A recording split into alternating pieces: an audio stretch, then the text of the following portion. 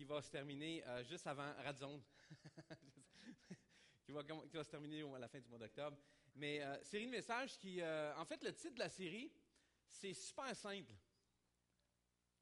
C'est simple. Ah non, je l'ai faite le mois passé, celle-là, c'est vrai. Non, je peux avoir la première diapo, s'il vous plaît. Kaléo. Le titre de la série, c'est Kaléo. Kaléo, c'est un mot grec. Et un mot grec qui veut dire, en fait, qui signifie appeler. Puis dans cette série-là, on va examiner 4 appels de chaque disciple de Jésus. 4 appels de chaque disciple de Jésus. Si vous êtes un disciple de Jésus, si vous êtes un croyant, en fait, si vous êtes un croyant, vous devenez un disciple de Jésus. Si vous êtes un disciple de Jésus, vous avez un appel, vous en avez en fait 4 bien spécifiques que Jésus vous a appelé à faire. Et on va examiner ces 4 appels-là durant les prochaines semaines. Et kaléo vient du mot grec, c'est un mot grec, kaléo, qui veut dire appeler, inviter, convier, appel, consacrer, adresser, vocation. Ça veut dire être appelé à, avoir une vocation, être convié ou invité à faire quelque chose. L'appel de Dieu est sur chacune de nos vies. Je veux que vous compreniez quelque chose ce matin, en commençant, c'est qu'il n'y a pas de favoritisme avec Dieu. Je veux que vous soyez convaincus. Vous n'avez pas l'être, là. Il faut que vous soyez convaincus. Il n'y a pas de favoritisme. Dieu n'a pas de favoris. Et je ne parle pas des boudins, là. Dieu n'a pas de favoris. Il n'y a pas de gens préférés. Est-ce que vous me suivez? Dieu n'a pas de favoris. Il appelle tout le monde. Vous êtes ici aujourd'hui, vous êtes appelés. Vous n'êtes pas content? Vous avez reçu un appel. Il y en a qui aimeraient peut-être pu recevoir un texto ou un fax ou un email. Hein? Mais en fait, vous êtes appelés. Et kaléo veut dire être appelé à faire quelque chose, être appelé à. Et c'est dans le sens de lorsque Dieu nous met à part pour faire quelque chose. Quand on appelle quelqu'un pour faire quelque chose, il est mis à part pour faire ça. C'est-à-dire, on le prend spécifiquement pour faire cette tâche-là. Ça, c'est être appelé à faire quelque chose. D'où pourquoi le mot kaléo, c'est le mot grec qu'on trouve dans le Nouveau Testament. Les endroits où vous allez voir le mot appelé à, parce que dans ce temps-là, il n'y avait pas de téléphone, donc il n'y a pas de confusion. Mais aujourd'hui, vous pourrez dire, j'ai été appelé. Ah ouais, par qui? OK, rayez cette blague-là. Elle n'est pas bonne. Elle n'est pas bonne. Elle n'est pas bonne. J'ai les tests là, ce matin, je vais voir lesquels que je vais garder. OK. Donc, dans cette série-là, on va examiner ces 4 appels spécifiques-là des disciples de Jésus-Christ. Et on part en fait de ce verset-là dans 1 Pierre, le chapitre 2, verset 21, qui dit ceci. Et voilà. C'est à cela qu'il vous a appelé. Car le Christ lui-même a souffert pour vous. Il vous a laissé un exemple afin que vous suiviez ses traces. C'est à cela qu'il vous a appelé. Qui vous a appelé? Exactement. Jésus-Christ vous a appelé. C'est à cela qu'il vous a appelé. Il vous a appelé. C'est universel. Et le premier message de notre série, c'est appeler à se préoccuper. Nous sommes appelés à nous préoccuper. Pas se préoccuper par des inquiétudes. Vous allez comprendre le sens de ce que je veux dire. Des préoccupations, c'est lorsque quelque chose nous préoccupe. C'est bon, vous suivez. Il y avait une femme dans un avion à un moment donné, et c'est drôle les affaires. Si vous avez déjà pris l'avion, c'est spécial là, en avion. Parce que vous êtes dans un micro-environnement. Personne ne peut se sauver à part aller aux toilettes, puis c'est un à la fois. Et vous ne pouvez pas aller nulle part. Et vous êtes témoin de tout ce qui se passe, ou à peu près tout ce qui se passe autour de vous. Toutes les histoires entre les gens, de famille, vous êtes témoin de ces histoires-là. Et un jour, il y a une dame qui est en train de parler à une personne à côté de lui, un jeune homme. Elle parle à un pasteur, puis elle arrête pas de lui dire.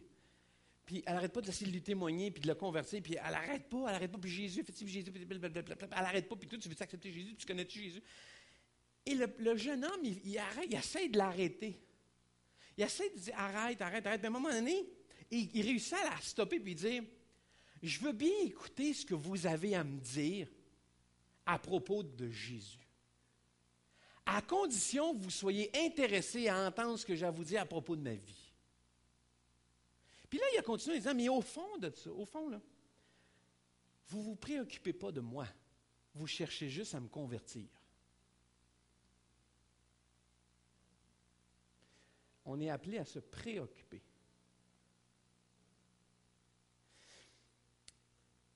Je pense que c'est comme ça que beaucoup de gens se sentent à propos des chrétiens. Ils ne ressentent pas notre préoccupation pour eux.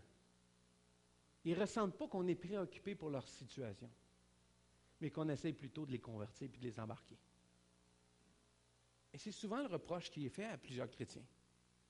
Tout ce que vous voulez, c'est me convertir. Vous n'êtes pas vraiment intéressé à moi. Et c'est là la grande différence avec Jésus. Et ce qu'on a vu d'ailleurs dans les séries passées, c'est que Jésus avait un intérêt envers les gens. Puis il leur disait, viens avec moi. Je ne te demande pas d'embarquer dans ma patente, là. Juste me suivre. Viens dedans. Jésus était intéressé et préoccupé par les gens. Mais ce qui est malheureux, c'est qu'on manque que la Bible et Jésus lui-même nous disent que nous, là, on est appelés à se préoccuper. Et le verset que je vais vous parler, je vais juste avancer dedans, capture bien ou très bien la vie d'aujourd'hui de plusieurs personnes.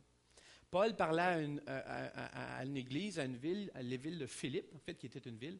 Il parlait à l'église de Philippe et il a dit, il y a juste Timothée dans mon affaire. Et regardez bien ça dans Philippiens au 2e chapitre, versets 20 et 21 qui va apparaître à l'écran. Ça dit, il parle de Timothée, il est le seul à prendre part à mes préoccupations et à se soucier réellement de vous.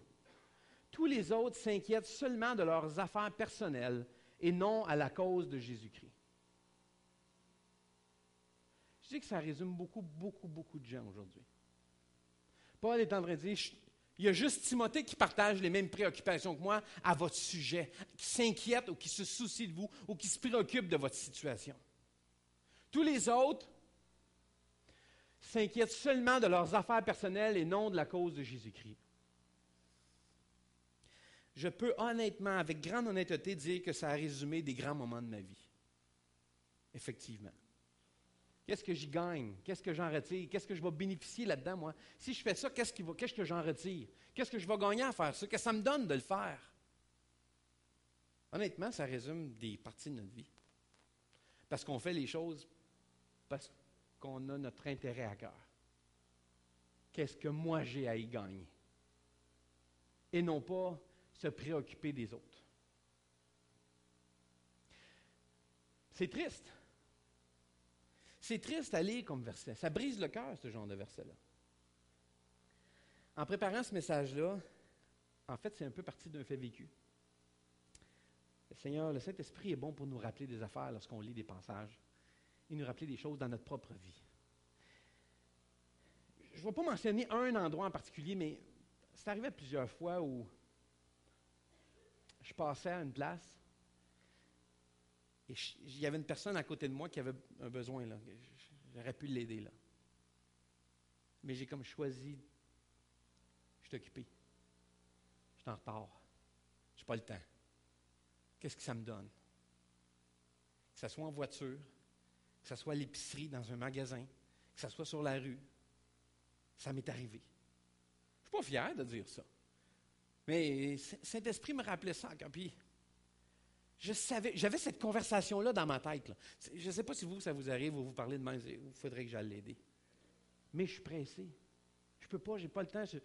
Il y a sûrement quelqu'un qui va venir. Il y a quelqu'un d'autre qui va le voir, qui va le faire. Il y a quelqu'un d'autre qui va passer et qui va agir. Donc, je suis en retard et j'ai continué mon chemin. C'est arrivé en voiture quelquefois où je continuais puis je regardais dans le miroir. Puis ça me dérangeait. Il y avait quelque chose qui me perturbait. Sachant très bien que j'aurais eu la possibilité, je pouvais le faire. Et ce qui est malheureux, ce que je trouve difficile, c'est que j'ai toujours les images qui sont encore dans ma tête aujourd'hui. Je dois vivre avec ces images-là qui restent pareilles. Et voici la pensée qui vient avec ce message-là. Si vous prenez des notes, peut-être le YouVersion vous avez avec votre application. Sinon, vous prenez des notes sur le papier. Voici la pensée qui vient avec ce message-là. Je peux avoir la prochaine diapo, s'il vous plaît. Dire que vous vous préoccupez sans agir, ce n'est pas se préoccuper du tout. C'est ne pas se préoccuper du tout. De dire qu'on se préoccupe sans faire quelque chose, ce n'est pas se préoccuper. La véritable compassion exige une action. La véritable compassion oblige. Il y a une obligation qui vient d'avoir une action qui vient avec. C'est obligatoire. Le mot compassion, je vais l'avoir, vous allez voir le mot compassion qui se dit en grec splagnidzomai. Pas besoin de retenir ça, pas d'examen. Il m'a pris 3 ans d'école biblique pour l'apprendre. Splagnidzomai, qui est un mot grec pour compassion. Le mot grec pour compassion, splagnidzomai. Ça veut dire être remué dans ses intestins ou ses entrailles. De là, être ému de compassion. Avoir compassion, être poussé à l'action. La définition de la compassion, c'est qu'à l'intérieur, ça me remue et ça m'oblige à faire quelque chose. Ça, c'est compassion. C'est véritablement se préoccuper. Parce que de vivre une petite sympathie ou de « Ah, je comprends ce que tu vis » ou c'est une chose. Mais de la compassion, ça exige une action. Sinon, ce n'est pas de la compassion. Et vous allez voir, on va regarder, en étudiant ce mot-là, puis quand je cherchais, en regardant les versets où Jésus est, les versets où ça parle de compassion, c'est intéressant qu'avec chaque émotion, chaque chose qui est émue, avec chaque émotion de compassion, il y a une action immédiatement qui suivait. À chaque fois. Et je vais vous donner 3 exemples rapides que j'ai sortis. Matthieu 14, verset 14, qui dit « Quand il sortit de la barque, il vit une grande foule et fut ému de splagnidzomai. Pour elle, et quoi? Il guérit les malades. » Tout de suite. Il fut ému de compassion et il guérit les malades. Matthieu 20, verset 34. Ému de compassion, Jésus toucha les yeux et aussitôt il recouvra la vue et le suivirent. Marc 6, 34. Quand il sortit de la barque, Jésus vit une grande foule et fut ému de compassion pour eux.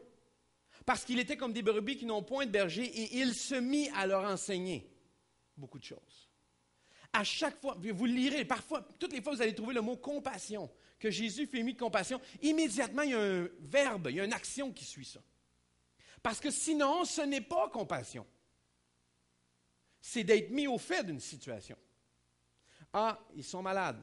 Ah, j'ai reçu l'information. Compassion, c'est, il faut qu'on fasse quelque chose. On ne peut pas laisser ça de même. La compassion ne peut pas laisser la situation sans bouger.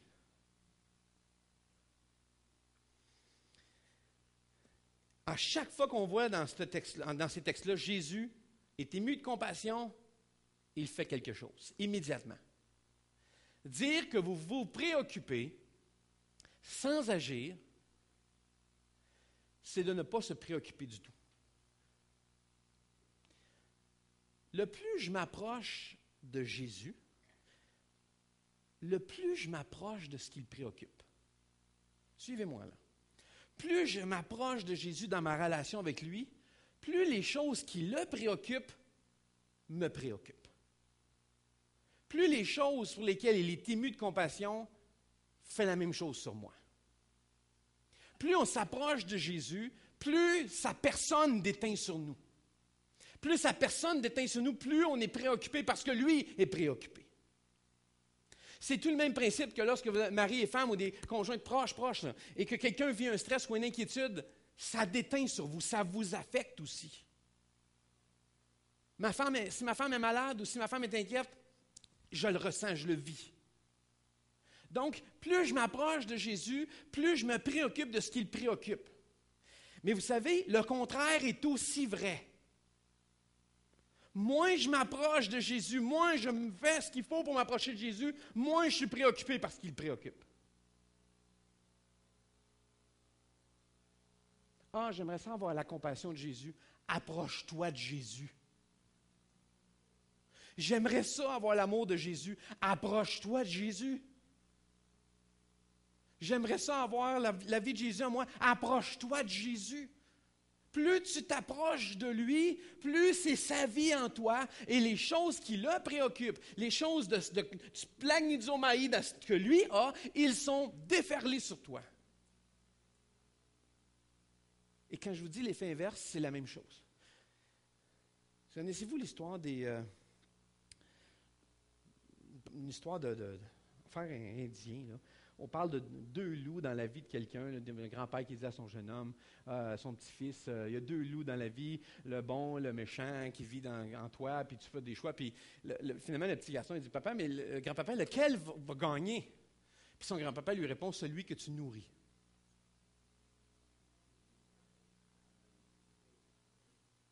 Je l'ai toujours dit, ce que tu nourris grandit. Ce que tu négliges périt. Essayez-le avec une plante. C'est vrai. Plus tu t'en occupes, plus elle pousse. Moins tu t'en occupes, plus elle meurt. C'est pareil avec ta relation avec Jésus. La relation avec Jésus est pareille. Plus tu t'en occupes, plus tu nourris cette relation-là, plus tu grandis avec lui. Moins tu la nourris, plus tu la négliges, plus tu péris. Puis après ça, tu dis, je ne sais pas, je me sens éloigné de Dieu. Devine qui s'est éloigné.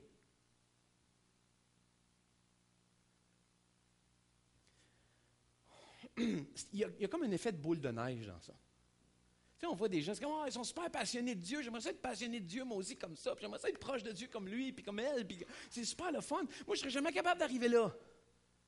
Erreur. Ne pensez pas ça, c'est pas vrai. C'est juste qu'ils passent du temps avec Jésus. C'est tout. OK, je répète la question, pas la question, la réponse. Voici l'affirmation suivante. Plus tu passes de temps avec Jésus, plus tu t'approches de Jésus, plus tu es préoccupé par ce qui préoccupe Jésus. Plus son cœur, plus ce qu'il a en lui déteint sur toi.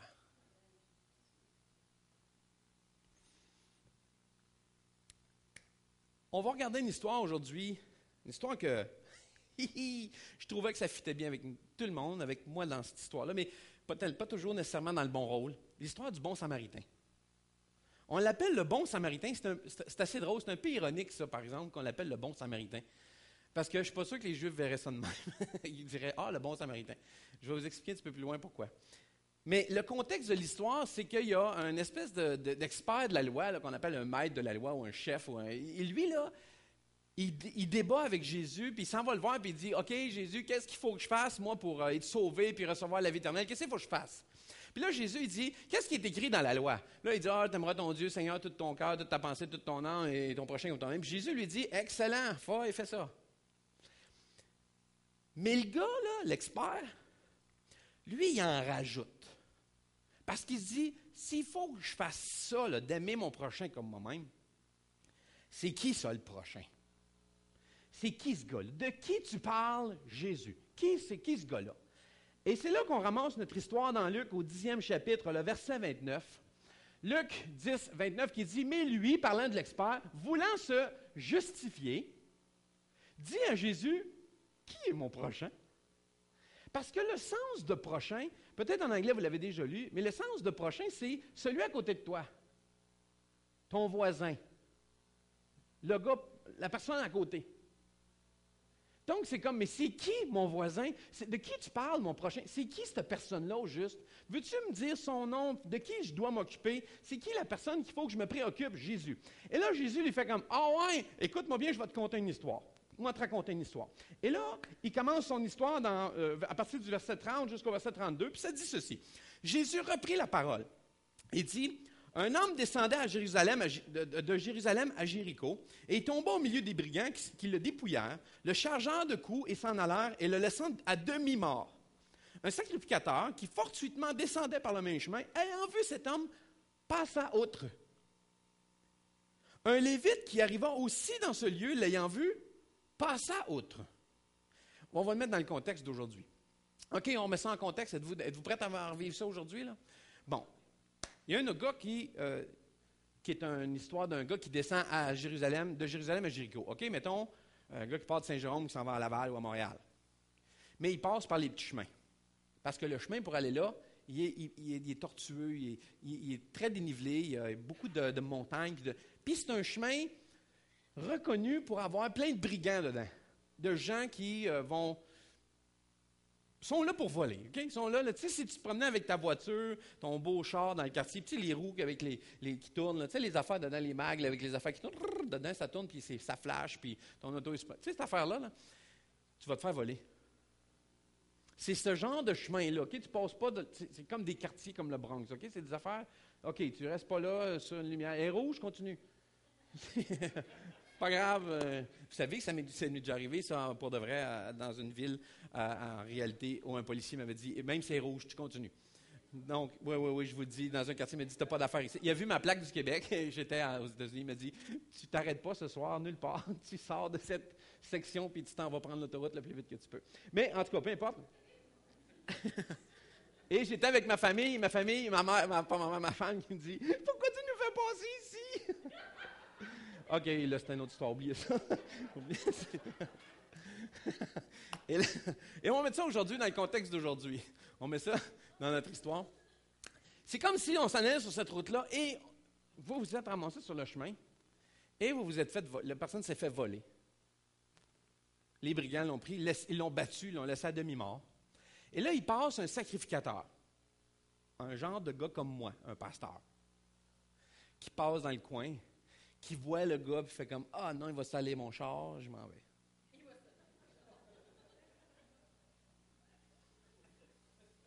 Il passe à outre, c'est-à-dire qu'il l'a évité.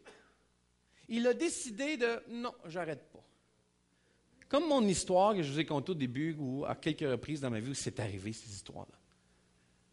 Ensuite, il y en a un autre qui passe un lévite, même affaire. Il arrive à cette place-là, puis il passe outre. Je vais vous dire quelque chose ce matin, et je suis tellement content de vous le dire. Je peux avoir la prochaine diapo. Vous aurez toujours une bonne excuse pour ne pas vous impliquer. Ouch! Vous aurez toujours une bonne raison pour dire « Oh non, pas moi. Oh non, je peux pas. » Vous aurez toujours une bonne raison. Parce que vous aurez toujours la capacité de rationaliser la situation. Tout le temps. À dire « Oui, mais à cause de, comme ces gens-là qui ont passé. » Oui, mais c'est pas pareil, pasteur. C'est pareil, les amis. C'est la même chose. Oui, mais tu comprends pas. Non. Essaye pas ça avec moi. Vous aurez toujours une bonne excuse pour ne pas vous impliquer ou vous préoccuper. Je suis en retard. Je ne connais pas cette personne-là. J'ai mes propres problèmes. J'ai pas de temps. Ça pourrait être long, s'occuper de cette personne-là quand même, pasteur. Ou peut-être, ça m'est déjà arrivé, moi, de me dire, il est peut-être trop en besoin, je n'ai pas ce qu'il faut pour lui donner. Moi, je dis tout haut ce qui est arrivé à tout le monde tout bas. Je veux vous préparer parce que la conversation dans votre tête, vous allez l'avoir avec vous-même. Vous allez vivre cette conversation-là. Vous allez l'avoir, cette conversation-là, en vous. La vérité, c'est que nous sommes appelés à nous préoccuper et à avoir compassion. C'est cette vérité, c'est ça cette réalité. Vous avez été appelés par Jésus à vous préoccuper et à avoir compassion. C'est l'appel que vous avez. Ah, j'aimerais tellement que Jésus mette un appel sur ma vie. J'en ai 4 pour toi. Puis ce n'est pas un choix de réponse. Ce sont 4 qui s'appliquent. La compassion. On va regarder 3 points rapidement sur la compassion. La compassion en 3 points. La première chose que la compassion fait, et ça, c'est indéniable, c'est probablement le facteur qu'on oublie. La compassion, qu'est-ce que ça fait? Ça amène premièrement quoi? Des interruptions.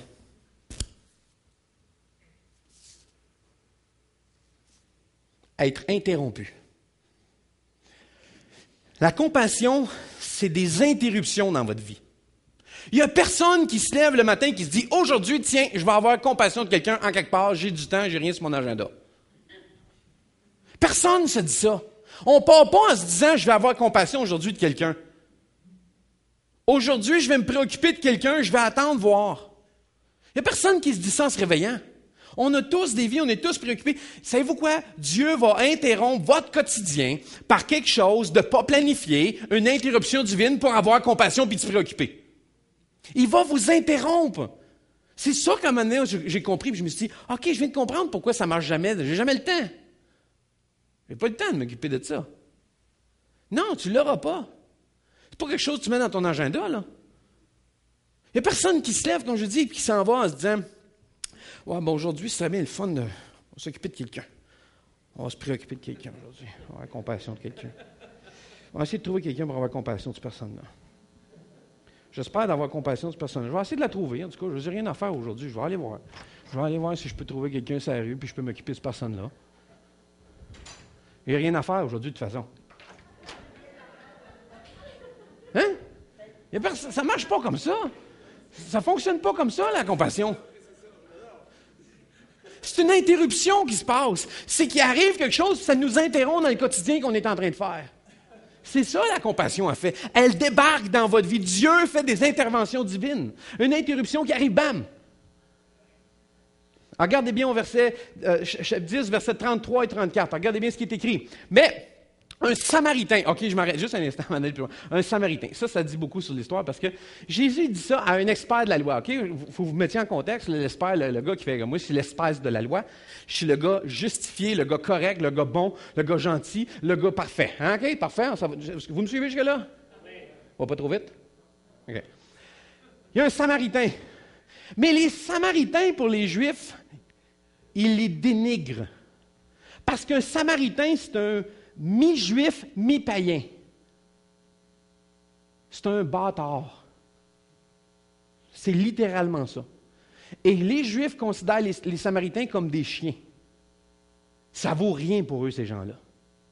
Alors Jésus, il passe un sacrificateur, le king, le lévite, le gars qui s'en vient avec lui, la gomme religieuse. Là.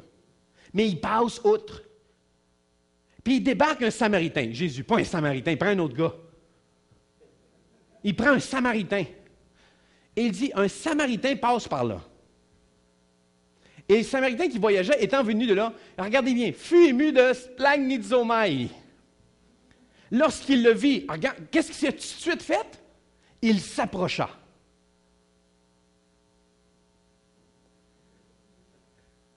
C'était la leçon d'aujourd'hui. Compassion amène une action directe, immédiatement. La compassion exige une action. Il se passe quelque chose. Le Samaritain ne s'est pas levé pour dire « Je vais aller aider un Juif », là. Il ne s'est pas levé pour dire « Aujourd'hui, je vais avoir compassion d'un Juif, je pense que je vais aller sur le chemin des brigands. » Tu sais, parce qu'il y a tous les voleurs et qu'on se fait battre, là. Mais allez voir, c'est pas quelqu'un qui traîne là. Ça ne marche pas comme ça. Alors, et lorsqu'il s'approcha, il banda ses plaies, et il versa de l'huile et du vin, puis il le mit sur sa propre monture, le conduisit dans une hôtellerie et prit soin de lui. Comme je vous disais tantôt, c'est encore toujours le même mot qui est là. C'est intéressant comment Jésus apporte ça. En fait, Jésus est en train de dire, et c'est cet ennemi qui s'arrête pour quelqu'un. C'est ce gars que tu ne considères pas. La compassion a interrompu la vie et le quotidien du Samaritain. La compassion l'a arrêté, l'a obligé d'arrêter. C'est comme, il se passe quelque chose, là. Il arrive une situation, là. Alors, je dois agir, là. Je dois faire quelque chose. Je suis ému de compassion, quand je disais ému dans nos entrailles à l'intérieur, et qui pousse à faire un geste.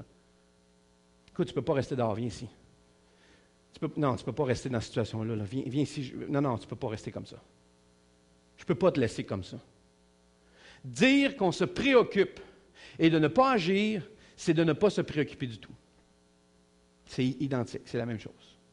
Parce que dès qu'il y a une préoccupation, dès qu'il y a une compassion, il y a absolument une action qui suit ça. Je vous le promets, je vous fais la promesse aujourd'hui que la compassion va interrompre votre quotidien. La compassion va interrompre votre quotidien. Vous ne l'aurez pas planifié, mais vous avez un rendez-vous que Dieu a placé dans votre vie. Il y a un moment. Depuis 2 semaines, je m'en vais à un endroit où je vais m'amuser. Je m'en vais me défouler. Je joue au hockey. Je joue au hockey sur glace. Avec tous des gens pas chrétiens qui ils virent tout fous à chaque fois qu'on est dans la chambre et que je leur raconte que je suis un pasteur. C'est drôle, ils serrent toute leur bière. C'est vrai. C'est vraiment drôle. C'est vraiment drôle. On est dans le vestiaire, puis là, on est en train de s'habiller, puis là, les gars, puis là, je vois, après la partie, ils reviennent, puis ils sortent une canette de bière de leur... Puis, ah, ouais, tu fais de bon dans la vie. Moi, je suis pasteur. Ah, oui? Je ne l'ai pas vu. Je ne l'ai pas vu. Et c'est drôle.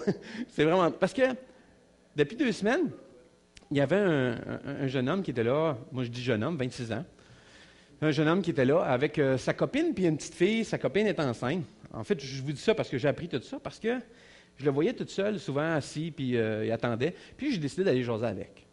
Je dis 15 jours. Et je commence à lui parler, je dis comment ça va, tout ça, ça va pas pire. Puis je commençais à poser des questions sur lui. Je me suis intéressé à lui. Et savez quoi, ce qui est le plus intéressant, c'est que la semaine suivante, c'est lui qui est venu me voir. Il me dit, ah, ça a bien été ta semaine? Je dis, oui, ça va bien, ça va bien. Commence à jaser ensemble. Continue à jaser, puis là, il me partage qu'est-ce qui est en train de vivre. Ah, ma blonde est enceinte, je vais le savoir lundi prochain, c'est le sexe du bébé, puis j'espère que c'est un gars, puis je me mets à jaser. Vous savez quoi? Je vous compte ça, puis je ne peux pas croire que je devrais vous compter ça. Je suis au hockey, et avant la game, puis c'est tout du monde qui ne se connaisse pas, OK? C'est comme du monde qui se ramasse là, qui joue, puis ils s'en retournent, font les affaires. Et il y a toujours un 15-20 minutes de réchauffement avant. Puis, moi, je suis gardien de but, puis je vous le dis, le réchauffement, c'est essentiel pour un gardien de but, je vous le garantis. On a vraiment besoin pour les réflexes. Et cette semaine, alors que j'étais là, je me suis mis à jaser avec lui, puis il y avait l'autre gardien qui était là, puis il se pratiquait. Et je me suis mis à jaser avec lui, et il m'est venu une affaire dans la tête. Je savais le message que j'avais fait, là. Je savais ce que Seigneur m'avait mis dans mon cœur. Puis je me disais, mais il est en train de m'empêcher de faire ce que j'ai besoin de faire. Je me suis mis à parler avec lui. Je me suis mis à jaser, et c'est là que j'ai appris le plus de lui. Et j'ai pu l'inviter à des activités avec l'Église. J'ai pu jaser avec lui. Et il me dit, « Ah, ça m'intéresse d'aller voir. » Et j'étais comme déçu d'avoir manqué mon réchauffement, mais tellement content d'avoir parlé avec. Et de m'être intéressé à cette personne-là, écoutez bien, sans aucune raison. C'est ça qui me réjouit le plus. J'y gagne rien. J'étais juste content de pouvoir peut-être avoir un impact ou une empreinte dans la vie de quelqu'un, puis de l'aider. Et que Dieu, peut-être, à travers cela, puisse l'approcher de lui. J'ai fait cette discussion-là. La discussion, c'est les autres joueurs qui nous disent, mais là, venez-vous, on a besoin du goaler. Et je m'en vais dans le but. Et ça m'a coûté cher parce que les 15-20 premières minutes de jeu, ça m'a été solide. Et à tous les buts, écoute, c'était rendu 8-0. Et là, j'ai fait... pardonnez-moi. Pendant un moment, j'ai fait, qu'est-ce que j'ai fait là? Je me suis dit ça. Parce que je me suis dit, j'aurais dû aller me réchauffer. J'ai de l'air d'un cave. J'ai de l'air d'un fou, là, sur la glace. Et vous savez, avoir de l'air fou, c'est pas agréable. Hein? Sauf quand c'est planifié, mais là, quand c'est pas planifié, c'est pas le fun. C'est pas le fun. Mais quand cette fois-ci, quand je suis revenu dans le vestiaire, il n'y avait plus personne dans le vestiaire. Ben non, ils ne sont pas sauvés, là, mais... C'est juste parce que je suis resté à la fin avec le jeune. J'ai pu jaser avec lui un peu plus. Et il est surpris. Puis là, je ne sais pas s'il dit comme ça, mais j'ai l'impression comme, pourquoi un vieux, il parle avec moi? Il ne m'a pas dit ces mots-là, là, mais... C'est comme, on n'est pas dans la gang. Hein, le gros, on n'est pas dans la gang. Comme, non, on n'est pas dans la même gang. Mais j'ai pu avoir un temps avec lui extraordinaire. Et tout à coup, je me suis dit, mais il m'a interrompu. Vous savez quoi? Je Je ne peux pas dire qu'il est en besoin à demi-mort, là. C'est pas ça, là. Mais je sais qu'il est en besoin, parce que maintenant, je l'ai vu. Et cette interruption-là, je vous le garantis, Dieu va faire des interruptions dans votre quotidien. Il va faire des moments que vous n'avez pas planifiés, que vous n'avez pas vu venir. Si vous êtes sensible à ce que Dieu fait, il va vous interrompre parce que la compassion fait toujours des interruptions. Vous savez, j'ai payé pot durant la partie. Et ça m'amène à mon deuxième point. Deuxième chose que ça apporte, la compassion, il y a un coût. Les degrés peuvent être différents. Je ne suis pas mort. J'ai pleuré quelques heures, mais je ne suis pas mort.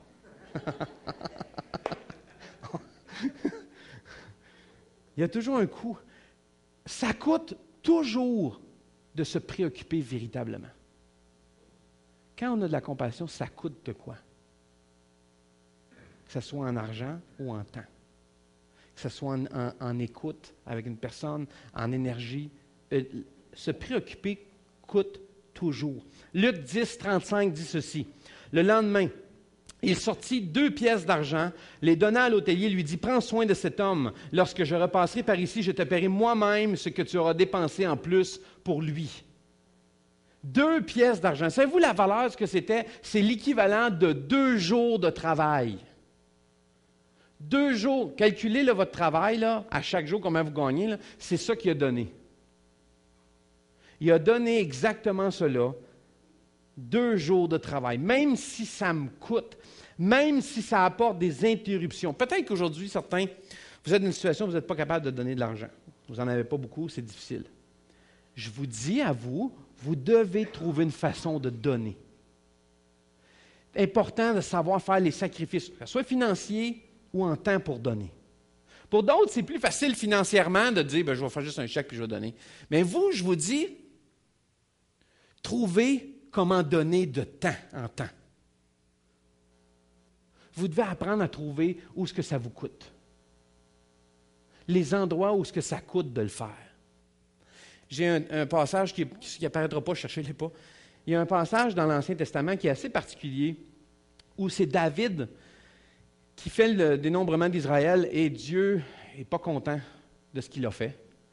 Et il décide d'offrir une offrande à Dieu pour apaiser Dieu. Et il s'en va dans l'ère de Jéhu, une personne qui est dans sa section, qui a un terrain. Et il arrive là, c'est le roi débarque là, puis il dit, je veux offrir un sacrifice à l'Éternel. Puis là, Jéhu dit, non, je vais te donner les bœufs, toute l'attelage, tout pour faire l'autel, je vais tout te donner. Et David lui dit, non. Je n'offrirai pas à l'Éternel quelque chose qui ne m'a rien coûté. Je ne donnerai pas mes restes à Dieu. Je ne donnerai pas le restant à Dieu. Je vais lui donner mon meilleur. Moi, j'ai toujours aimé cet exemple-là de David. Il est le roi, le gens lui offre, puis il dit, non, je ne donnerai pas à Dieu quelque chose qui ne m'a rien coûté. Il y a un coût à la compassion. Il y a un coût. La véritable compassion est poussée à l'action. Qu'est-ce que ça fait, ça, la compassion? Troisième chose que ça fait des vies changées. Si vous suivez la vie de Jésus, vous verrez comment il était constamment interrompu, coup après coup. Regardez comment ça. Vous lisez l'histoire, il est toujours interrompu par quelqu'un. Il y a toujours quelque chose qui se présente. Nous, on fait comme, hey, tu veux quelle vie il vit, Jésus, c'est trépidant. Non, c'est que Jésus savait déceler les interruptions. Non, ma fille est malade. Non, j'ai pas le temps, je m'en vais au temple. Pas de même que Jésus réagissait. Le temple va attendre. Il y a un jour, alors qu'on était à l'école biblique, il y a un professeur qui nous parlait des textes, parce que quand on est à l'école biblique, il faut faire l'exégèse de plusieurs textes. L'exégèse, c'est de creuser un texte et trouver un fondement ou quelque chose au fond de ça, une explication, puis aussi en apporter sa propre conclusion. Et un des professeurs à l'école biblique nous racontait cette histoire-là, qu'il y avait un professeur qui avait demandé de faire ce texte-là du Bon Samaritain. Et tous les jeunes faisaient ça en équipe, puis ils étaient tous pressés par le temps, puis je lui demande de faire ça, ils étaient tous pressés. Et il y avait un setup là-dedans, il y avait une affaire de trafiquer. Ils avaient mis quelqu'un près de l'entrée de l'école biblique, malade et mendiant au bord de la rue. Quelqu'un qui était en besoin. Et tout le monde passait parce qu'ils étaient pressés pour aller porter leurs travaux. Et il y a des jeunes qui n'ont apporté aucun travail, mais se sont occupés de la personne. Et le professeur a dit, c'est eux autres qui ont compris. C'est ces gens-là qui ont compris l'essence du texte. Ce n'était pas de venir me porter ce que vous aviez compris, c'était de le mettre en action, ce que vous aviez compris. Vous n'avez pas compris ce que la compassion fait. Ce que la compassion pousse ou exige comme action.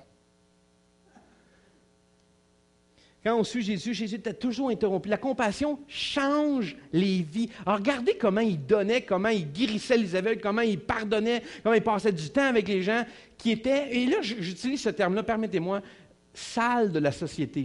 J'espère que vous comprenez ce que je veux dire par là. Les gens qui n'étaient pas bien vus, qui étaient mal perçus, pas appréciés des autres, et Jésus passait du temps avec ces gens-là. Comment il se préoccupait de ceux que personne ne se préoccupe? Il reflétait la compassion de Dieu. En fait, il démontrait cette compassion-là. Il la mettait en action. Il était tellement touché qu'il pose un geste. Il passe aux actes. Il ne fait pas que recevoir l'information, il en fait quelque chose avec. Ça ne peut pas rester comme ça. Quand on se préoccupe vraiment, les vies sont changées. Nous disons que nous sommes préoccupés. Mais de dire que nous sommes préoccupés sans agir, c'est ne pas se préoccuper du tout. Luc 10, 36, 37. Jésus ajouta, « Lequel de ces trois te semble avoir été le prochain de l'homme attaqué par les brigands? » Le maître de la loi, cet expert, celui qui a été bon pour lui, Jésus lui dit alors, « Va et fais la même chose. » Fais de même. Si tu as compris ce que je viens de te donner comme leçon, Jésus dit, si tu as compris ce que je suis en train de te dire, là, fais pas comme, « Wow, c'est un beau texte. » Va et fais-le toi aussi.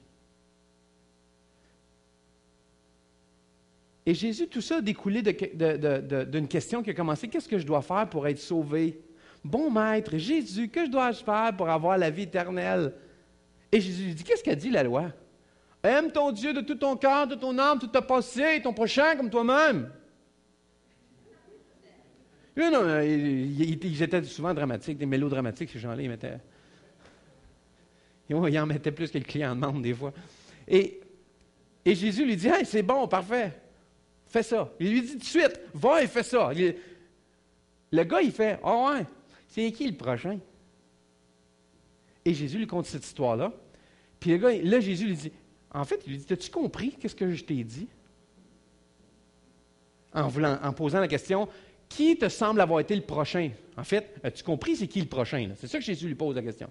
Le gars dit, oui, celui qui a été bon. Qu'est-ce que Jésus fait? Il lui dit encore la même chose qu'il a dit tantôt. Va et fais ça. Alors aujourd'hui, si on est ici, puis Jésus est présent, puis vous parlez, vous dites, as-tu compris ce que j'ai dit? Oui. Maintenant, va et fais ça. Ah, Jésus, quel beau sermon tu nous as donné. Jésus, merci beaucoup. Ça me touche. Dis pas, je suis ému. Tu n'es pas ému de compassion. Ému de compassion pousse à l'action. Il y a automatiquement une action qui est générée. Il ne peut pas y avoir juste une émotion. Parce que là, on reste dans le superficiel. On reste dans le feeling. Et Dieu sait qu'on est dans un air de feeling. Fais-moi sentir bien. Fais-moi quelque chose qui me fait du bien. J'ai besoin d'être bien. Non, c'est vrai que c'est comme ça l'emphase. J'ai besoin de bien me sentir avec moi-même, Jésus. J'ai besoin d'être bien. Prends soin de moi, Jésus. Prends-moi dans tes bras. Aime-moi, bénis-moi. Guéris-moi, Seigneur. Délivre-moi. Moi. Il y a beaucoup de moi dans cette phrase-là.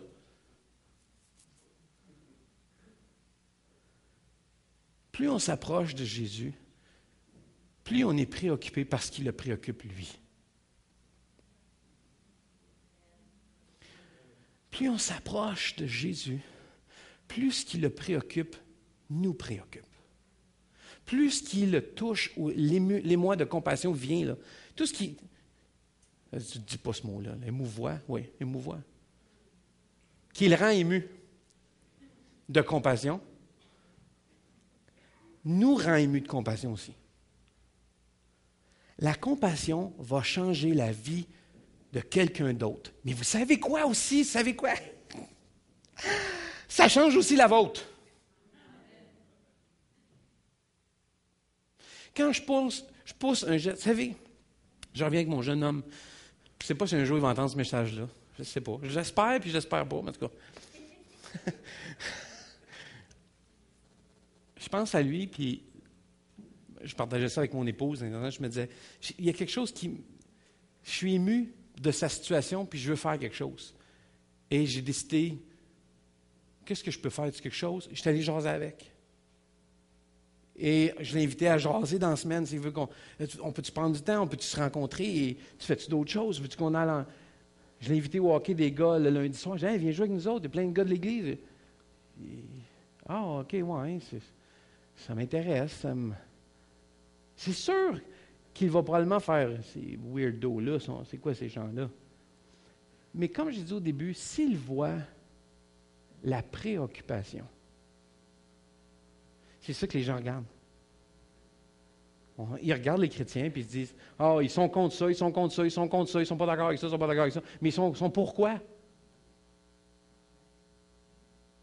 Les gens, ils savent contre quoi l'Église allait, mais ils ne savent pas pourquoi l'Église allait. Ah, les chrétiens, ben oui, tout ce qu'ils veulent, c'est nous convertir.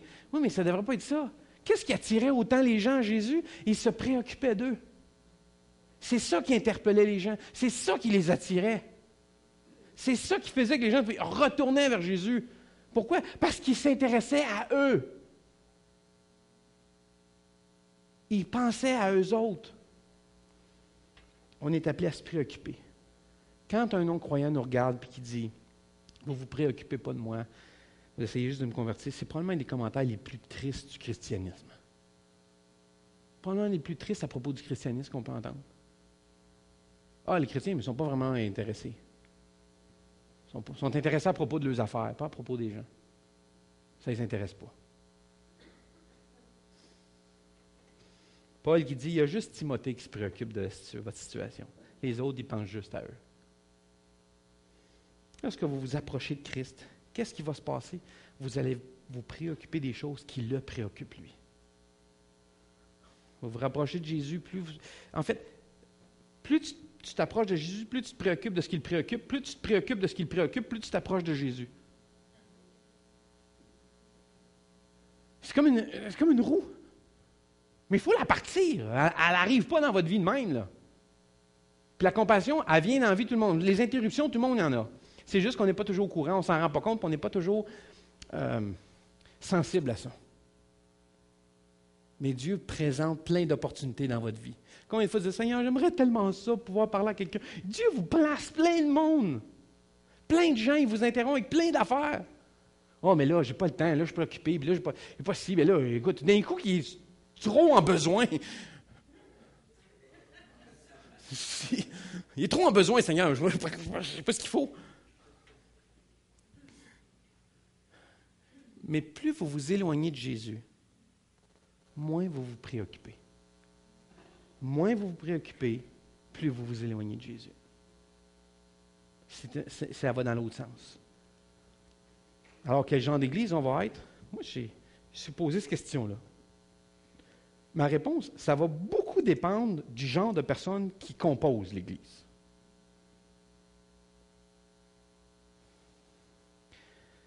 Laissez-moi vous dire, si c'est votre Église, si vous représentez Dieu à travers cette Église, on va être des gens qui se préoccupent. Peut-être quelqu'un va dire, peut-être qu'on va entendre quelqu'un dire, et peut-être ce jeune homme-là que je vous parle, dit, moi je ne crois pas ce que tu crois, je ne suis pas d'accord avec tes convictions, je ne suis pas d'accord avec cette histoire-là de Jésus. Mais moi, ce que je voudrais entendre, c'est qu'il fait, mais tu es vrai, par exemple. Tu te préoccupes pas vrai. Maintenant, qu'ils choisissent de croire ou d'adhérer, ça, c'est son choix. C'est pas le mien. C'est Dieu qui convainc. C'est pas moi. Mais par contre, s'il dit, l'Église, c'est du monde vrai, par exemple. C'est du monde qui se préoccupe pour vrai. Ça se peut qu'il adhère pas. On ne fait pas parce qu'il adhère ou qu'il croit. On fait parce que Jésus nous dit, tu veux que tu t'en préoccupes? Je veux que tu t'occupes de ça. Je veux que tu aies compassion. Oui, mais Seigneur, ils ne viendront peut-être pas à toi. Je ne t'ai pas demandé cette question-là. Je t'ai demandé de te préoccuper. Je t'ai demandé d'avoir compassion, de t'intéresser aux gens. Mais tout d'un coup, ils ne suivent pas. Tout d'un coup, ils ne croient pas en Jésus. Tout d'un coup, ils ne viennent pas à l'Église. Ce n'est pas votre problème. Ce n'est pas ça, votre appel. C'est de se préoccuper et d'avoir compassion. C'est ça l'appel qui vous est demandé. Parce que dire que vous vous préoccupez sans agir, c'est ne pas se préoccuper du tout. Moi, juste qu'on peut se lever ensemble, on va terminer en prière. Juste qu'on peut se fermer nos yeux et qu'on termine avec un mot de prière. Alléluia. Père céleste, touche-nous, Seigneur, profondément, avec le type de compassion pour que nous agissions. Seigneur, je prie que pour certains aujourd'hui, pour qu'ils ne puissent même pas sortir d'ici sans voir quelqu'un dans le besoin. Je prie, Dieu, que tu nous donnes des yeux pour voir ces interruptions divines-là. Pour que tout au long de chaque jour, Seigneur, on puisse voir ces occasions de ministère, que tu nous ralentisses assez pour qu'on puisse en prendre conscience. Qu'on puisse voir ta main à travers cela. Et Dieu, donne-nous un cœur assez grand pour agir. Nous déranger assez profondément pour qu'on puisse montrer ton amour à tous ces gens dans le besoin. Seigneur, pardonne-moi. Aie pitié de moi, Seigneur. Fais-moi prendre conscience. Place ces interruptions, Seigneur, divines en moi. Dérange-moi si profondément, Seigneur, que je veux agir. Que je dois agir. Que je ne peux pas agir, Seigneur. Peut-être ce matin, vous êtes ici, vous avez peut-être été caractérisé par, où les gens vous ont catalogué comme quelqu'un qui ne se préoccupe pas ou qui ne prend pas compassion, de prendre soin. Je demandais à Jésus de vous attirer, de m'attirer si près qu'il nous change. Qu'on se mette à se soucier des choses qui lui tiennent à cœur à lui. Je veux être une personne pleine de compassion. Dieu, je prie que tu brises nos cœurs avec les choses qui brisent le tien. Être dégoûté, Seigneur, par les choses qui te dégoûtent, toi.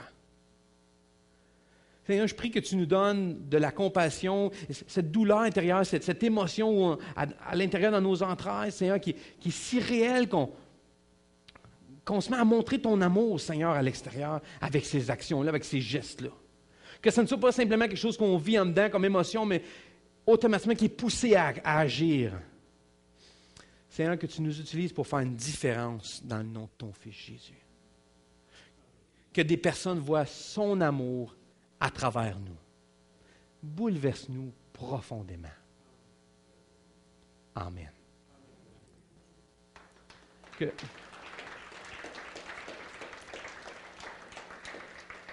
Maintenant, j'espère que Dieu va vous interrompre à partir de maintenant et pour le reste de vos jours.